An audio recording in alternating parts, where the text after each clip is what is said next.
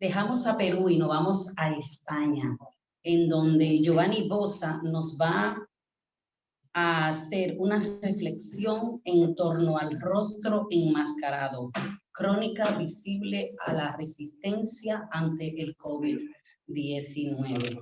Giovanni Bossa viene de la Universidad de Sevilla, España. Vamos a conocer un poco sobre nuestro artista invitado.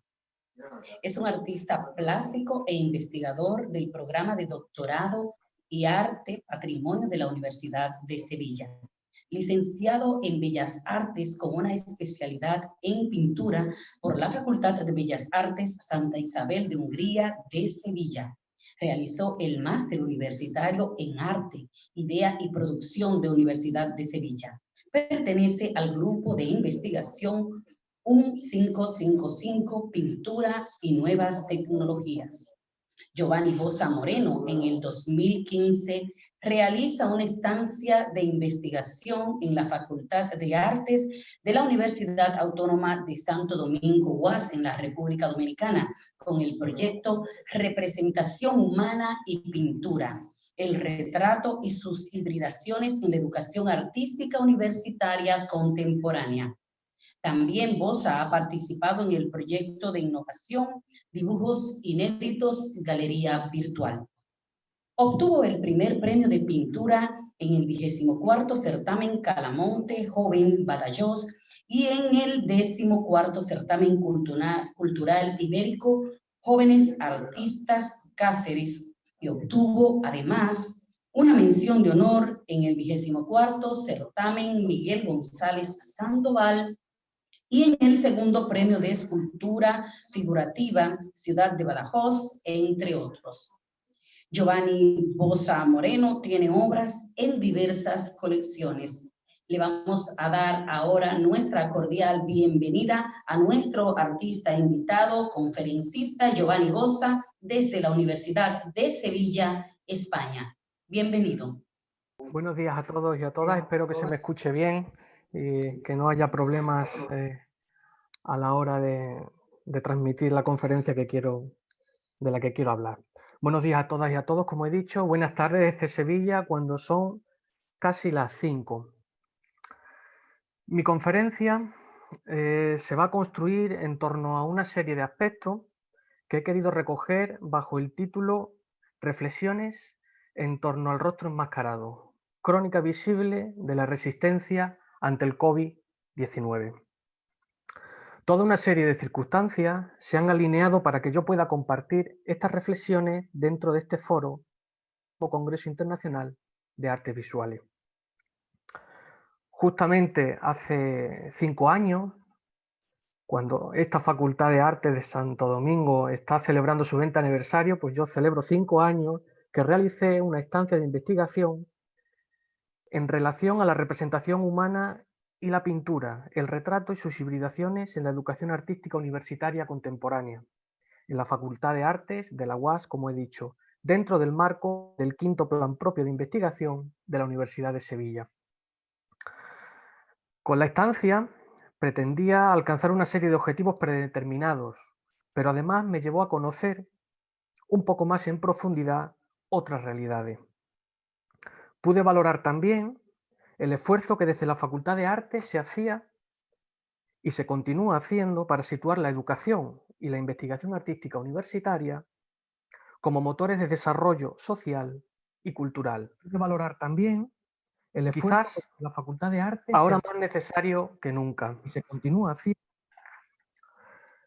Como curiosidad, la maestra Arely Subero, por aquel entonces directora de la Escuela de Artes Plásticas, me propuso que la fecha de inicio de la estancia debía ser antes del 24 de junio de 2015, porque sería de mucho interés asistir a la inauguración de una exposición importante. Tal fue el ajuste de fechas que tuvimos que hacer, que recién bajado del avión y retando al jet lag, asistí a aquella inauguración. ¿Cómo son las circunstancias? Que aquella exposición era serie onírica del maestro Amable Sterling, natural mirador. Este año precisamente Amable Sterling es artista homenajeado en este congreso. De esa inauguración, recién aterrizado, bajamos del avión y nos fuimos a ver esta magnífica exposición. Resalto la obra de la izquierda que aparecía en el folleto de dicha exposición, servirá después como nexo de unión con una segunda parte de mi conferencia. El hecho de haber conocido a Amable Sterling me ha llevado a dedicarle la primera parte de mi intervención para terminar por último con algunas reflexiones sobre el rostro enmascarado.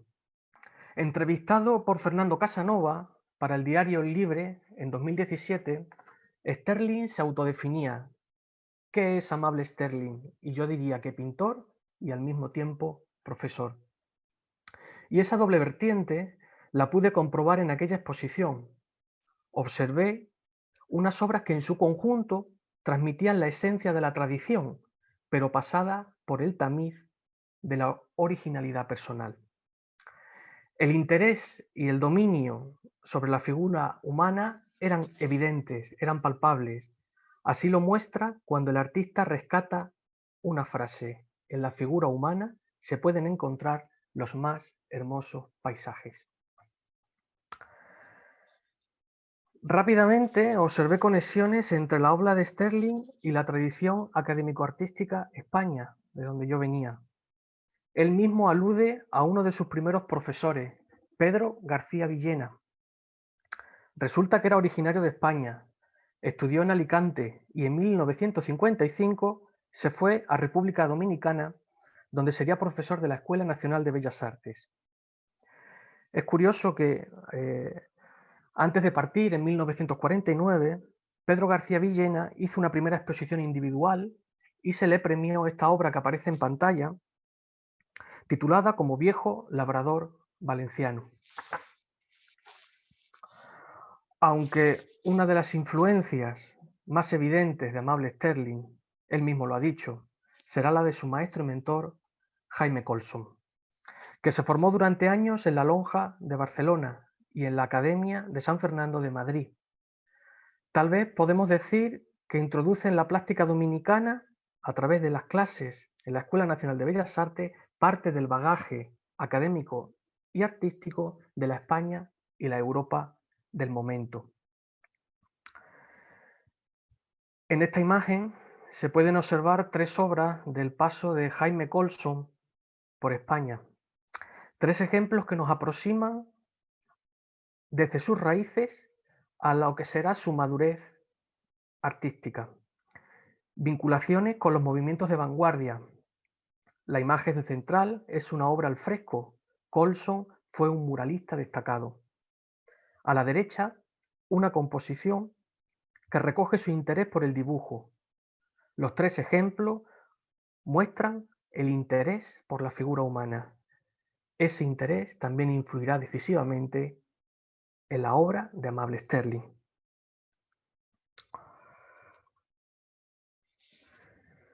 En las obras de Sterling, la figura humana, a veces azarosa, pero siempre pensada, se pone al servicio de la narrativa, como en el caso de sus temas mitológicos y filosóficos, de su visión a imágenes totalmente contemporáneas.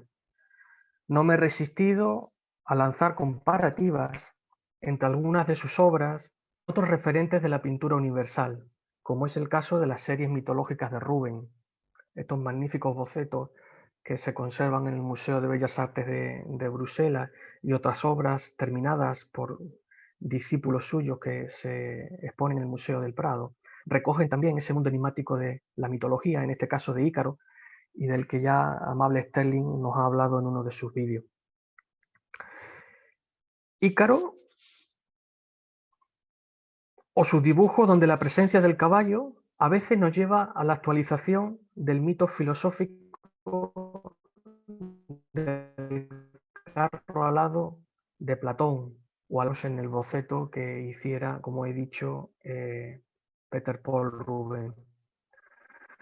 Sus obras me inspiran a citar a Durán, que ya en la introducción de su obra, Las estructuras antropológicas de lo imaginario, allá por los años 60, siglo XX aboga por la revalorización ontológica del mito y la imagen.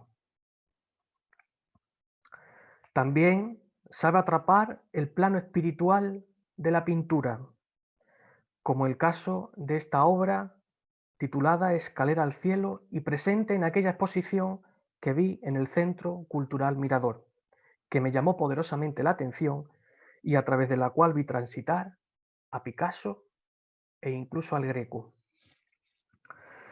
Y por seguir con referencias, cito al historiador de las religiones Mircea Eliade, que considera el mito no solo como una imagen del pasado, sino un recurso al servicio del ser humano para percibir mejor su entorno.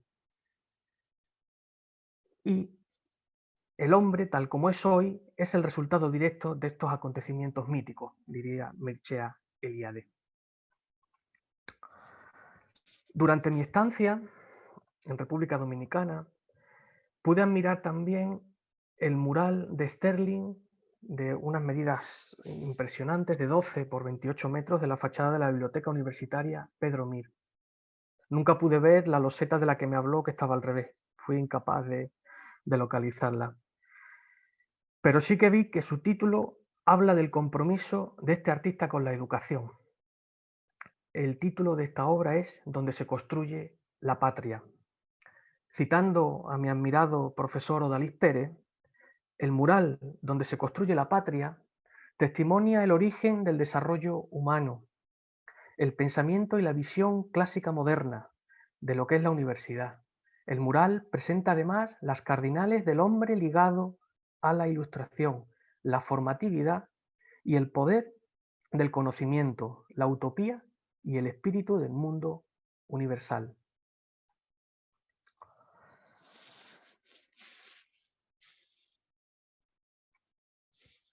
Pude asistir a una conferencia magistral sobre su proceso creativo en el Centro Cultural Mirador.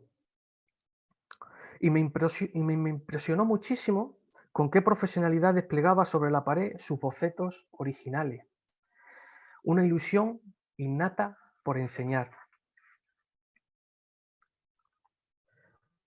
Al fondo de la imagen de la derecha estamos posando ambos y hay una serie de obras que también me cautivaron y que tendrán esta relación con una segunda parte de la conferencia de la que voy a hablar, del tema del velo, ¿no? Su vertiente como profesor también pude comprobarla durante la estancia a través de sus alumnos, muchos de ellos profesores ahora. También mantuve varios encuentros personales donde me explicó algunas experiencias pedagógicas. Muchas de ellas las ha recogido en algunas publicaciones recientes. Con una metodología basada en el orden, me llamó mucho la atención su fórmula de encajar la figura humana en base a 5 puntos y el espacio que concedía a la intervención de lo azaroso. La mayoría de las veces con un hilo de música clásica de fondo, porque me comentó él que trataba que sus figuras se acercaran a veces a la danza, incluso a la poesía, porque en estas disciplinas a veces se nos ofrece la belleza completa de la figura humana. El crítico Abel Peralta, Sterling muestra la construcción de la belleza, pero desde el andamiaje de un arte sustentado en espaciales y mapas de color personales, mapas cromáticos personales.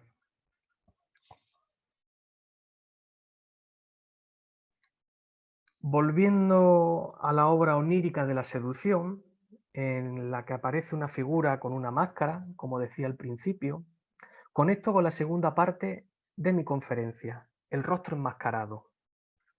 La máscara, como elemento de seducción, ya la encontramos en la tradición veneciana, encarnada en la moreta. Aquí aparece representada en un cuadro del italiano Felipe Boscarati del siglo XVIII. Una máscara de carnaval, de terciopelo negro, cuya forma de sujeción era una pequeña bola en la parte trasera de la máscara que se apretaba con los labios. Normalmente, las portadoras tenían que guardar silencio por el hecho de sostener su máscara. Todo ello desencadenó en una tradición legendaria donde el portador tendría que seducir al amante en silencio y a través de insinuaciones con el cuerpo. Este dato poético se hace interesante cuando hacemos una reflexión sobre la capacidad de comunicación del rostro y su representación a través del retrato, en este caso oculto. La pandemia de la COVID-19 ha traído consigo un contexto histórico y social totalmente novedoso y sin precedentes. El arte y la creación artística, con sus metodologías propias del modelo de conocimiento, no han permanecido ajenos ante los nuevos retos que han surgido. Observemos que durante estos tiempos de pandemia, el rostro se protege, permanece cubierto por la mascarilla. El medio profiláctico más eficaz, como ya hemos escuchado, el que anula el referente expresivo y comunicativo de mayor importancia que estamos acostumbrados a ver. Es difícil no disponer de la información total del rostro del semejante, si sonríe, si está triste, ver el énfasis en algunas palabras. Se hace necesario resaltar algunos fundamentos del pensamiento de Manuel Levinas, recogidos en su ensayo sobre la exterioridad, donde abiertamente se manifiesta el reconocimiento del otro. Resulta de enorme interés reconocer la capacidad expresiva y comunicativa del rostro como un cara a cara que funda el lenguaje y aporta la primera significación.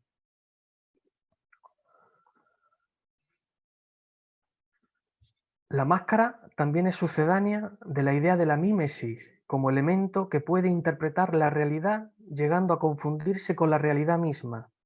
Así entendemos que en las alegorías del arte, en la alegoría de la pintura, se represente una máscara. La podemos observar sobre la mesa en la alegoría que hizo Vermeer de Delft en su alegoría de la pintura. En el teatro de la antigua Grecia y Roma, la máscara pretende acentuar la expresión y la voz. Per sonare, para sonar. Curioso que el origen etimológico de persona o personaje se encuentren en esas máscaras teatrales. Y hablamos de otro tipo de máscaras. El año pasado, el Museo Nacional Centro de Arte Reina Sofía organizaba una retrospectiva del artista japonés Tetsuya Ishida con el título Autorretrato de otro. Ishida es quizá uno de los artistas más enigmáticos que mejor ha sabido captar el sentido de la incertidumbre del hombre contemporáneo. Viendo estas imágenes, el ser humano es una pieza sin identidad, un cuerpo híbrido en un sistema de producción y consumo. Rescato algunas piezas importantes del texto para la exposición que escribió Manuel Borja Villel, director del Museo Nacional Reina Sofía.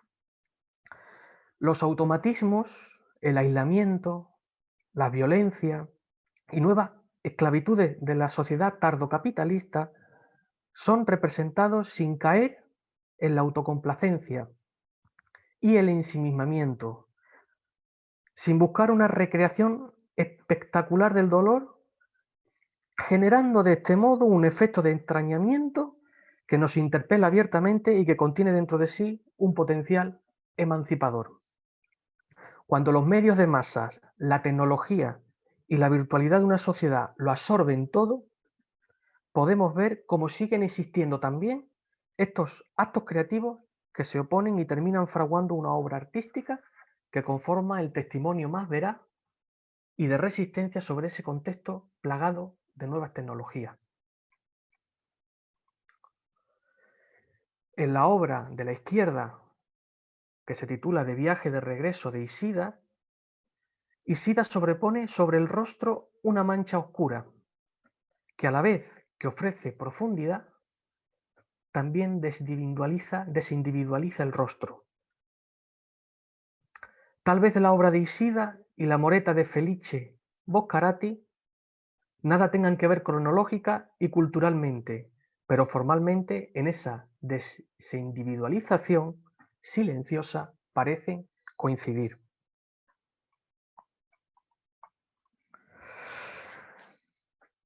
Delante de estas dos imágenes de Tiziano, como apunta el historiador Horst Bredekamp en su libro Teoría del acto icónico, el velo se torna también como un elemento que enmascara. Por ejemplo, Tiziano deja entrever en el primer retrato de Felipe Archinto la concesión de su arzobispado, que resulta que nunca pudo ejercer por un complot.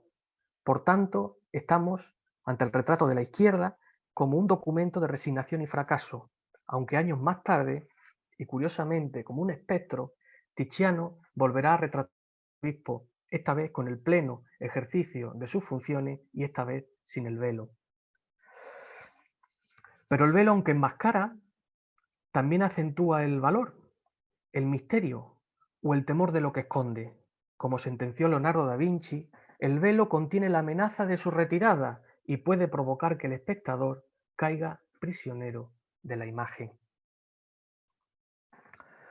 Observemos el Cristo velado de la capilla de San Sebastián. Modela el cuerpo yacente, provoca un dramatismo acentuado, superior quizás a que el cuerpo estuviera descubierto.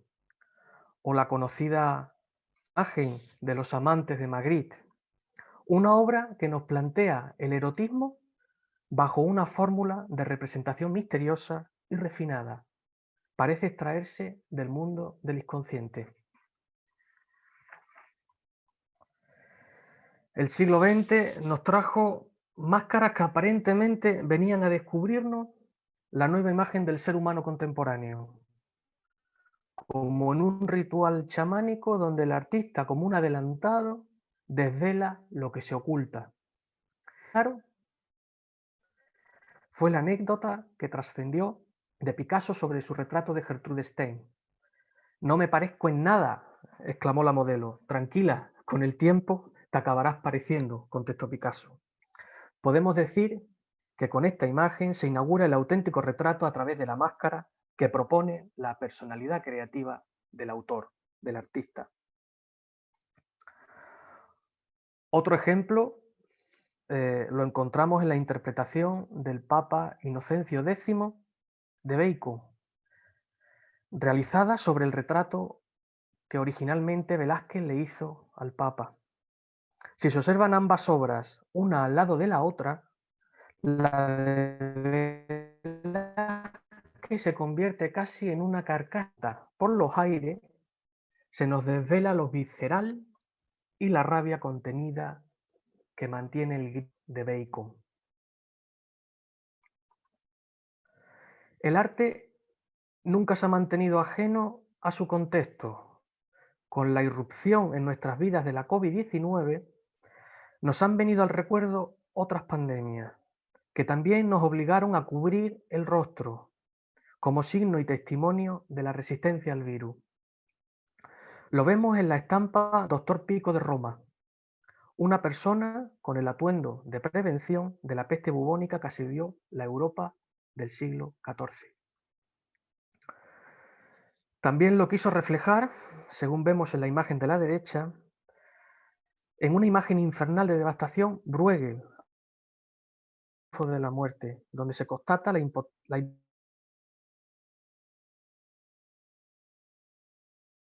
humano ante este virus que asediaba la Europa del siglo XIV, que se llamó peste bubónica.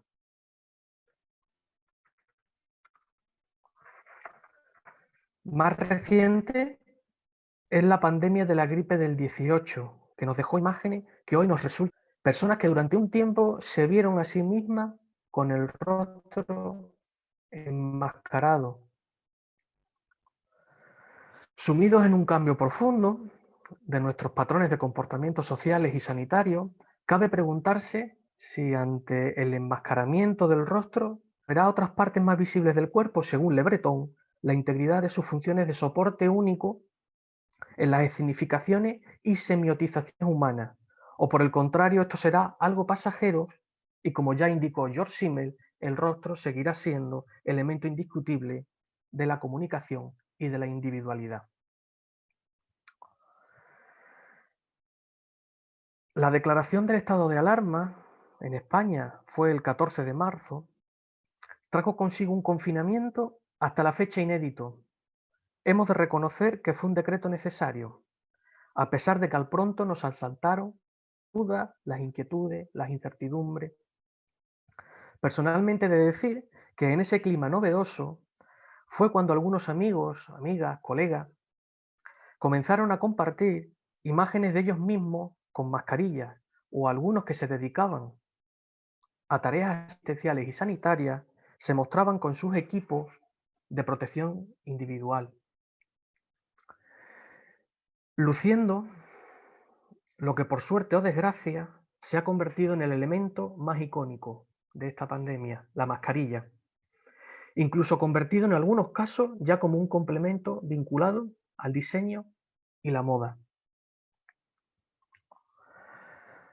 También algunos amigos, algunos alumnos que se iniciaron a tener más tiempo libre en casa, desearon representar u homenajear a los sanitarios, pero pude percibir en esas representaciones el elemento icónico de la mascarilla sobre el rostro. Por el contrario, también se me dio otra situación, que fue que un buen número de personas, en vez de compartirse fotografías de ellos, compartían los lugares de su confinamiento. Curiosamente, a través de WhatsApp recibí muchas imágenes de ventanas, vistas de terrazas ajardinadas y pequeños huertos de sus casas.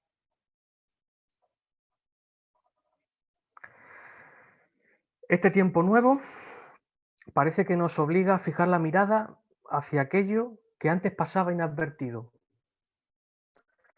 Los reductos de naturaleza y libertad se hacían necesarios para cubrir el gris de tanto mal augurio, una suerte de concepto actus concluso de la poesía medieval.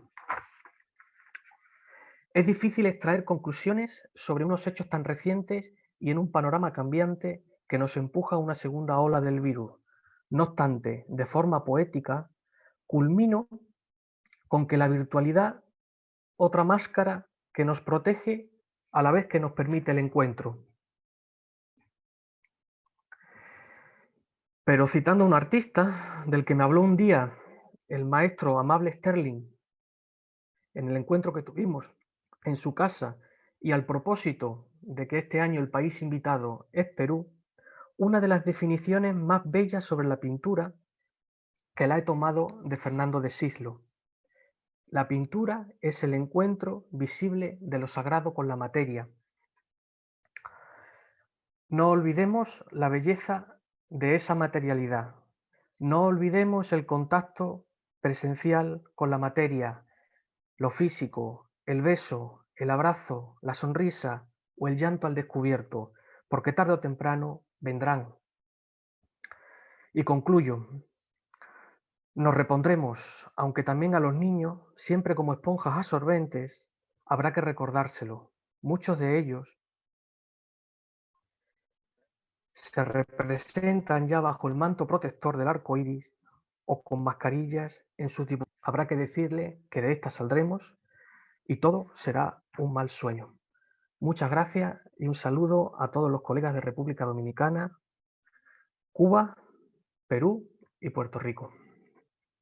Quedo a su disposición por si tienen alguna duda o alguna pregunta. Muy bien, muchas gracias a Giovanni Bossa, que no solo es nuestro invitado internacional en el día de hoy, sino también que puede hablar de primera mano de sus experiencias a través de su visita en aquel momento, ¿verdad? No solo de República Dominicana, sino también de nuestra facultad y precisamente de Amable Sterling. Muchas gracias por la intervención.